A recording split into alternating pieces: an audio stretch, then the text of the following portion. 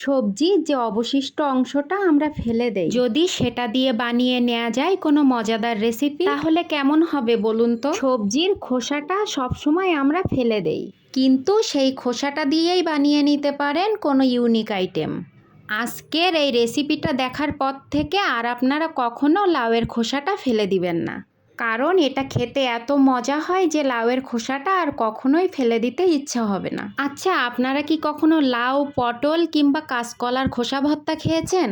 যারা খেয়েছেন তারা এর মজাটা অবশ্যই বোঝেন, যারা খাননি তারা চলুন আজকে আমার রেসিপিটা দেখে শিখে নিন। হ্যালো সবাইকে, কেমন আছেন সবাই? এই ভর্তাটা করার জন্য লাউয়ের খোসাটা একটু পুরু করে কেটে নিতে হবে, তারপরে ছোট করে কুচি করে কেটে নিয়ে হালকা একটু গরম জলের ভিতরে লবণ দিয়ে কিছুক্ষণ ভাপিয়ে নিতে হবে।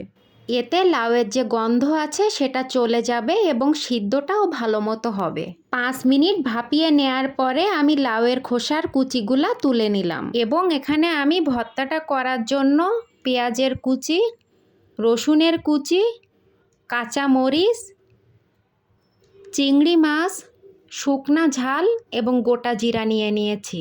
চিংড়ি মাছটা ছাড়াও এই ভর্তাটা আপনারা করতে পারেন, কিন্তু চিংড়ি মাছ দিলে ভর্তাটা খেতে বেশি মজা হয়। অবশ্যই ভর্তার জন্য রসুন কুচিটা একটু বেশি নেবেন। এরপরে আমি কড়াইয়ে তেল গরম করে শুকনা ঝাল এবং জিরা ফোড়ন দিয়ে নিলাম। এর ভিতরে কুচি করে রাখা পেঁয়াজ, কুচি করে রাখা রসুন, কাঁচা ঝাল এবং চিংড়ি মাছ দিয়ে দিলাম। এগুলা একটু ভালো করে নেড়ে চেড়ে এর ভিতরে আমি লাউয়ের খোসাগুলা দিয়ে দিব এবং লাউয়ের খোসাগুলা দেওয়ার পরে পরিমাণ মতো লবণ এবং হলুদ অ্যাড করে দিব।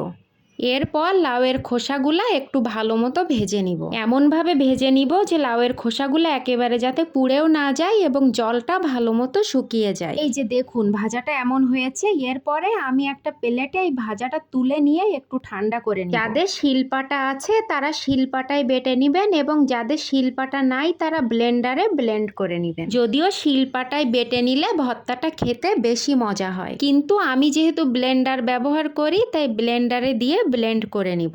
ব্লেন্ডারে দিয়ে ব্লেন্ড করে নিলে ভর্তাটা যে মজা হয় না সেটা না। তো আমি দুইটার ভিতরে কম্পেয়ার করে বললাম যে শিলপাটায় বাটা ভর্তাটা বেশি মজা হয়। এই যে দেখুন ভর্তাটা দেখতে ঠিক এমন হয়েছে। ভর্তাটা দেখতেও যেমন মজা, খেতেও ঠিক তেমন মজা। আপনারা চাইলে এর সাথে হালকা একটু সরিষার তেলও যোগ করে নিতে পারেন, কিন্তু সরিষার তেল দিলে ভর্তার নিজস্ব ফ্লেভারটা চলে যায়, তাই আমি সরিষার তেলটা সবসময় অ্যাভয়েড করি। এবার এক প্লেট গরম ভাতের সাথে এই ভর্তাটা দিয়ে খেয়ে দেখুন, মনে হবে অমৃত খাচ্ছেন। বিশ্বাস না হলে বানিয়ে খেয়ে দেখুন, বাড়ির সবার প্রশংসা কুড়িয়ে নেবেন এবং এই ভর্তাটা খাওয়ার পর থেকে আর কখনো লাউয়ের খোসা ফেলে দিতে ইচ্ছা হবে না, এটুকু নিশ্চয়তা আমি আপনাদের দিতে পারি।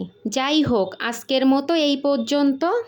দেখা হবে পরবর্তী কোনো ভিডিওতে। ততক্ষণ অবশ্যই ভালো থাকবেন এবং সাবধানে থাকবেন এবং প্রমাস স্টোরির পাশে থাকবেন।